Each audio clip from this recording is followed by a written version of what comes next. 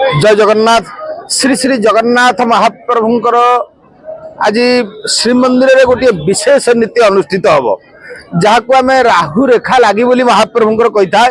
जेहेतु भाद्र मास कृष्ण पक्ष पंचमी संयुक्त उदयकालीन तिथि की पंचमी रहिले प्रभुंकर राहु रेखा लगी हुए से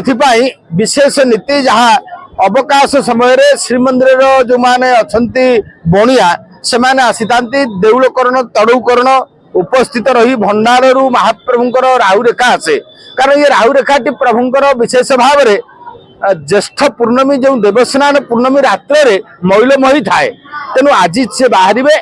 शुद्धपूत भाव में मजा ही सफाई था एवं भोग मंडप पर महाप्रभुंकर जो माने दैतापति एवं पति महापात्र सुधस्वार पालिया मेकाप पालिया पढ़ियारी एमानकर संपृक्त सेवक मान द्वारा महाप्रभु पाखे लगी हुए विशेष भाव में बाड़ग्राही माने लगी करि तीन बाड़े एवं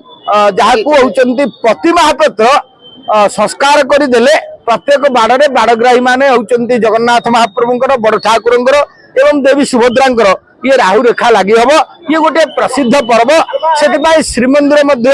गुप्त नीति होइथिबारु जहाँकि बंद थाए विशेष भाव में आनुमानिक 3-4 घंटा व्यापी महाप्रभुंकर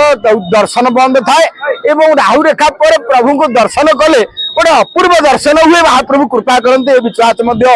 भक्त समाज रही।